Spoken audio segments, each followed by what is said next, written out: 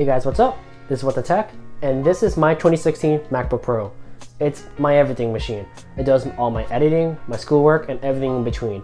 This is the laptop that got me into laptops again 2 years ago. And on face value, it has great build quality, an amazing screen, as well as speakers that just blow anyone away. If I'm being honest here though, there's one thing about this laptop that's been a haphazard mess for me and others every step along the way of their life. That's this keyboard.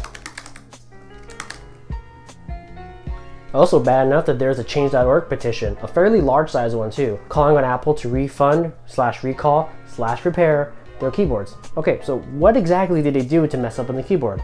Glad you asked. Alright, so ever since the 2015 MacBooks came out, Apple engineered the butterfly switches for its impossibly thin keyboard. It was really made in order to reach the thinnest targets that Apple had for itself. Now, admittingly, I think it looked cool at the time. I still think it looks cool, especially how the keyboard goes across the entire metal chassis. It just looks beautiful in that ultralight portable. But then the second gen butterfly switches were made for the MacBook Pros in late 2016. And those, well, they looked pretty too in all the videos I saw, and I was really excited for it.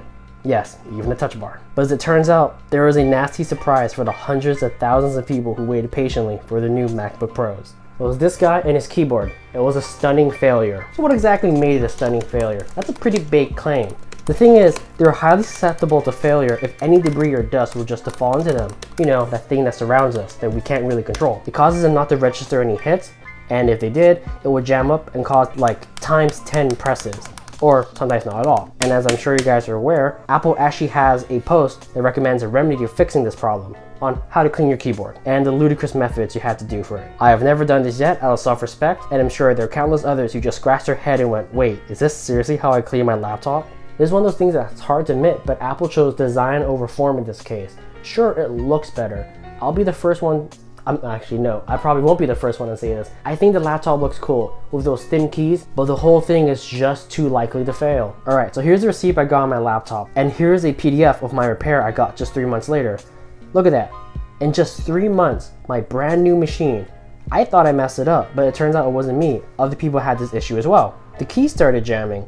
Now, as you can see, I was fortunate enough to have it covered under warranty. Given another half year or so, I would have had to pay for that out of pocket. And of course, it's important to mention that Apple has acknowledged this by extending warranties for MacBook Pros made in 2016 and 17. Instead of addressing the issue head on, or at least even just offering a blog post about it, Apple instead looks like they're trying to handle the whole situation under the table. In the new 2018 MacBook Pros, and when I talk about them, I'm not going to be talking about the thermal throttling as much because there's like a billion videos of that already. I'm going to talk about the silicone membrane that iFixit found upon taking the laptop apart. Underneath the keycaps are a thin layer of silicone that Apple officially says, for the public record, is intended to decrease the sound the keys make when you press them. I'll admit, the keyboard is a bit loud, but I don't think it was loud enough where people actually asked for a change. But where it gets exciting is that it turns out in leaked documents, Apple actually informed authorized service providers that those silicone membranes were in fact designed to prevent debris from entering the butterfly mechanism. And I mean, also if you looked at it, it looks like they're designed just for that. It kind of makes you wonder why Apple just didn't want to get ahead of the curve and own up to its mistakes. I mean, are they too proud to admit that they can do any wrong? I mean, this is the same company that said you're using your iPhone the wrong way, so maybe you're right. And the thing that really irks me the most about this is that when Mac Rumors came out and you tried asking Apple for comment, or any of its stores, about whether or not these new 3rd gen keyboards can be supplemented and put inside the previous machines, Apple said, no, we can't do that. These new keyboards are exclusive for the 2018 MacBook Pros, which anyone reading that realizes that, wait a minute, so if I have a 16 or 17 MacBook Pro and the keyboard flubs up again, I have to get a replacement keyboard that's going to be the exact same one that's going to fail, while the 2018 guys are going to have ones that, in your opinion at least, should work. Why not just put that new one in mine? And so when I was brainstorming, I realized this is just a bunch of malarkey.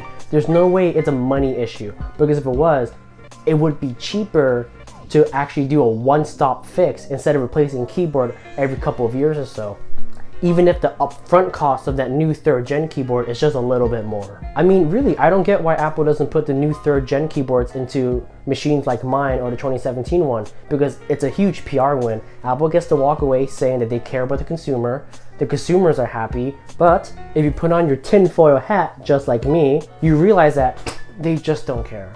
They don't think that you're worth the time and that enough people are going to be afflicted enough to actually bring their laptops in for repair. And their way of seeing the world, they're saving more money this way, technically. And honestly, that's why I'm disappointed in Apple's MacBook Pro lineup right now, and the way they're handling it. In the pursuit of being the sexiest machine in the market, they shot themselves in the foot. And now instead of being proactive and innovative, they're reactive.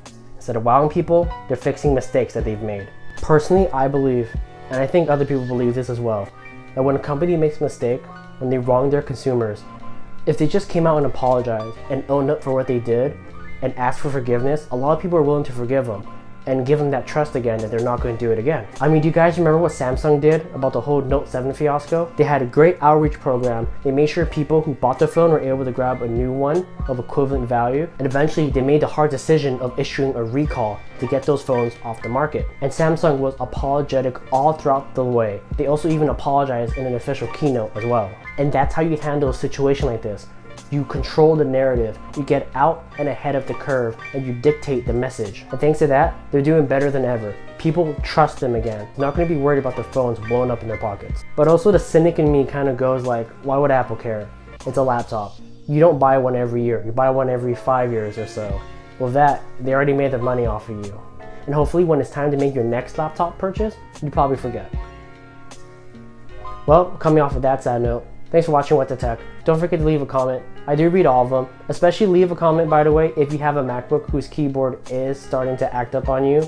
And if you do like this video, don't forget to give a thumbs up and subscribe for more things. See ya.